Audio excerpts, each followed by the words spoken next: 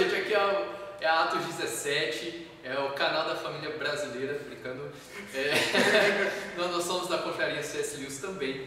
E nós temos agora esse canal aqui no YouTube, junto com o canal da confraria, que nós estamos trazendo ensino, procurando estar ensinando um pouco que a gente já aprendeu. Tiver dúvidas, alguma coisa, Tá aqui o e-mail da gente aqui da confraria na descrição, você pode estar mandando sem problema.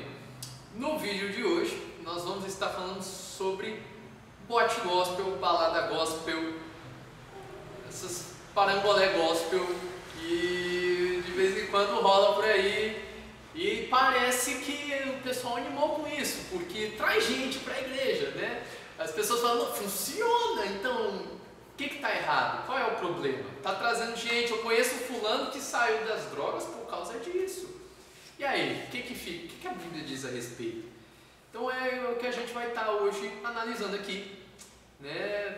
O que as pessoas defendem muito é o seguinte: Paulo falou que tudo que for fazer, fiz-me de fraco para com os fracos e tal, para que eu pudesse ganhar alguns. Então, se a balada gospel ganha as pessoas para Jesus, não tem problema. Então, nós já partimos de um pressuposto errado. Por quê? Não é a balada gospel que ganha alguém para Jesus. Para começar, Jesus, o próprio Espírito, que te convence. Começa por aí. Então, não é isso ou aquilo que você faz. O que a Bíblia diz sobre o nosso procedimento como jovens? Não estou falando que está sendo um bom ou mau procedimento ainda. Mas vamos para a Bíblia, que eu creio que a Bíblia é a ideal para falar sobre isso. Se nós abrirmos em 1 Timóteo, capítulo 4, versículo 12, está falando: ninguém o despreze pelo fato de você ser jovem, mas seja um exemplo para os fiéis na palavra, no procedimento, no amor, na fé e na pureza. Então, se você tem que ser padrão dos fiéis, você tem que ser um modelo, qual é a sua diferença numa balada gospel para uma balada não gospel? Vamos colocar assim, porque eu não sei como vou definir isso de outra maneira. Porque é balada, é tuts, tá a luz girando lá, todo mundo pulando, aquela coisa, e aí faz o que? Jesus, como é que é? É diferente. A gente tem que entender que o culto, ele não diz respeito a você. Quando você vai na igreja, você está indo prestar culto a Deus.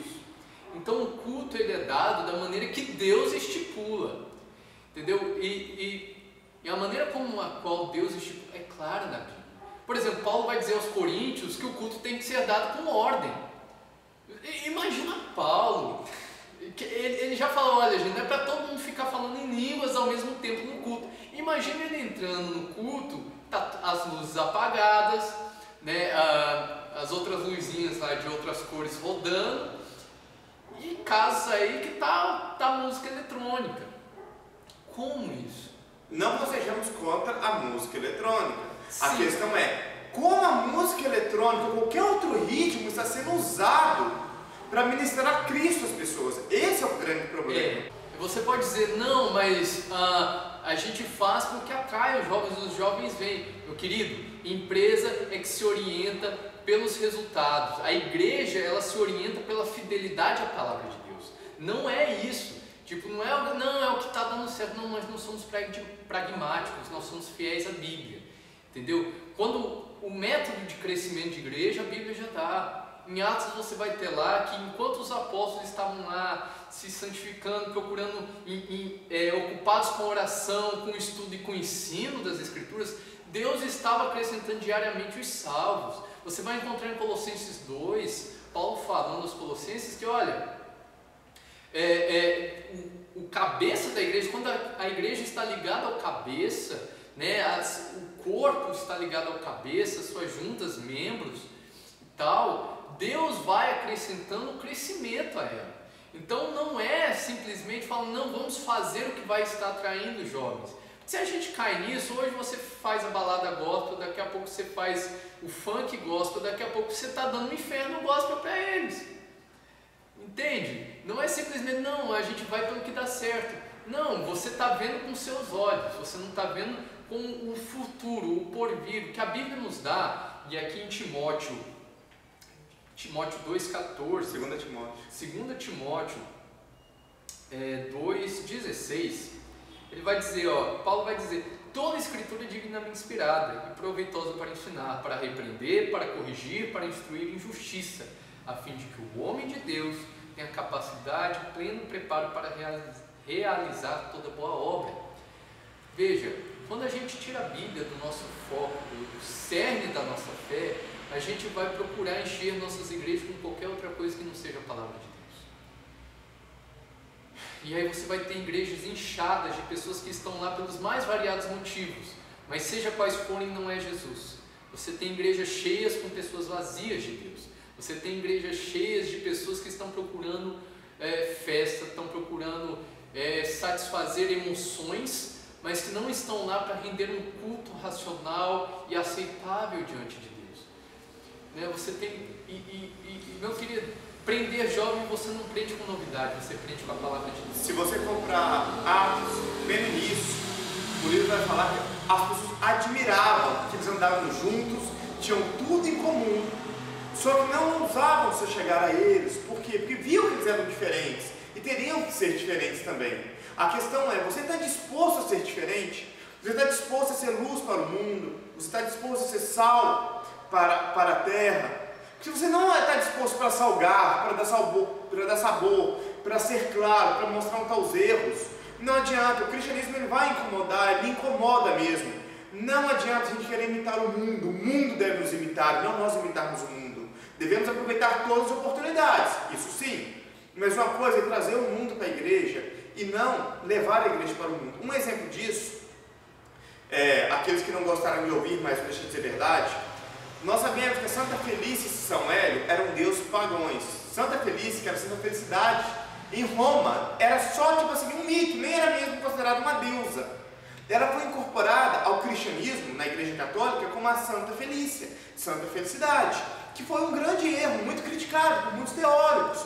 Por quê? Porque começou a pegar deuses pagãos e jogar para dentro da igreja. Como nós formos ao Vaticano, vemos vários símbolos lá que são símbolos pagãos. Então não é isso que Deus quer, não é colocar uma boate gospel, não é fazer aquela tal de irmandrilha, que nada mais é do que a quadrilha, pelo amor de Deus, gente. E quando Paulo fala, não fiz-me de fraco para com os fracos, forte para com os fortes, o contexto que ele está falando ali é o da comida. Justo. É o da comida que, não, tem gente que acha que não pode comer carne, tem gente que acha que não pode comer certas coisas. Veja, Paulo está dizendo isso, ele está falando, olha, eu me fiz de fraco para com os fracos, para não escandalizar ninguém, para eu ter proveito, poder estar ensinando ali o Evangelho. Entenda, Paulo não estava dizendo, eu me fiz de pecador para com os pecadores, ele não fala isso. Eu fui ao templo da deusa Diana dos Efésios, eu fui ao templo da deusa, porque eu estava lá me fazendo de idólatra com os idólatras. Ele não fez isso. Muitas vezes, e a gente sabe que a realidade é essa, a balada gospel ela não serve para estar evangelizando ninguém. Principalmente entre jovens, vira aquela coisa do fulaninho que vai lá só para ficar com a fulana e vira a mesma coisa que for. Você tem uma completa secularização do culto, ou melhor, desvio do culto para tentar estar, sei lá o que, trazendo jovens para a igreja pelos motivos errados. Esses jovens não vão se converter, eles vão achar que ali é a mesma coisa do lado de fora, não há mensagem de arrependimento, não há mudança de mente, não há nada disso, entendeu? Você só tem pessoas sendo atraídas por métodos carnais, pessoas carnais atraídas por métodos carnais, e você vai ter que bolar mais métodos carnais para manter essas pessoas carnais na sua igreja carnal. Essa é a tristeza, de bolar metodologias não bíblicas que não se assentam na palavra de Deus para estar enchendo sua igreja. Podemos ver que isso é um problema de hoje. Se você continua para mim no capítulo 3, veja que Paulo já falava naquela época. Paulo profeta. Paulo profeta. O porquê eles não queriam a verdade, porque eles repulsavam, porque a metodologia de ficar preso apenas à Bíblia era ruim para eles, a igreja sempre teve esses desvios doutrinários, e a igreja sempre teve pessoas que tentavam colocar a Bíblia em segundo plano. Paulo, quando escreve essa carta de 2 Timóteo, essa que foi a última carta dele. Ele estava lá já preso, sendo preparado para ir ser morto. Então essas aqui são as últimas palavras que temos registradas do apóstolo Paulo. Então a preocupação dele nessa carta foi estar incentivando Timóteo ao quê? Ele não estava incentivando Timóteo a procurar meios de atrair fiéis, ele não estava aconselhando Timóteo a procurar meios fantásticos de estar enchendo a igreja. Não, ele está falando, Timóteo, o teor dessa carta é: Timóteo, apegue-se à sã doutrina, apegue-se ao que você foi ensinado, apegue-se a isso, leia isso. E aí no versículo 4 desse capítulo, versículo 3 desse capítulo 4, ele dá um diagnóstico do que aconteceria.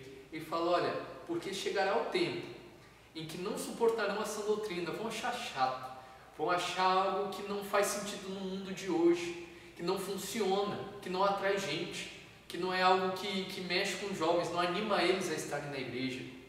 Mas, desejando muito ouvir coisas agradáveis, coisas boas de se ouvir, né? Você vai vencer, você será um vencedor, será próspero, você será riqueza. Próspero. Não, vem para Jesus, Jesus te ama e tá tudo bem por aí. Acabará os seus problemas. Jesus é o seu gênio da lâmpada. Você passa a mão nele e sai o que você quer e não o contrário. Não importa a sua vida, você pode continuar assim para sempre, não tem problema algum.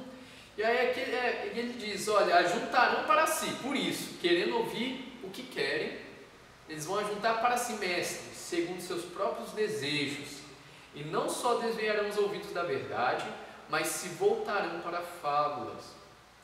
Tu, porém, sei equilibrado em tudo, sofre as aflições, faz a obra de um evangelista e cumpre teu ministério. Pastor, eu sei lá como esse vídeo parou na sua mão, se parou. Eu sei, nós somos moleques, né? Às vezes o senhor já está aí há 20, 30 anos de ministério, mas nós não estamos falando de nós estamos falando, a gente citou o versículo, a gente citou a palavra de Deus, a gente não tem problema algum com o senhor. Na realidade é interessante que o nosso desejo é que o senhor volte atrás, mude, fale: queridos, ao invés de balada gospel no sábado, agora a gente vai ter estudo bíblico. É isso que vai dar santidade aos seus jovens, é isso que vai fazê-los se converter de verdade, é isso que vai fazê-los ter mais amor por Deus. Não é qualquer outro meio que só desperta ainda mais os desejos carnais deles e que os fazem lembrar muito mais da vida que eles tinham antes do que a nova vida de agora. A Bíblia diz que em Cristo nós somos novas criaturas. Não faz muito sentido incorporar à igreja práticas que nós já fazíamos lá fora. Tipo, eu vou abrir um bar gospel aqui do lado. Não faz sentido. Eu vou abrir um bar gospel porque antes eu era um pinguço e agora eu quero atrair pinguços a Cristo. Não faz sentido. Então, de coração, reflita, vamos refletir.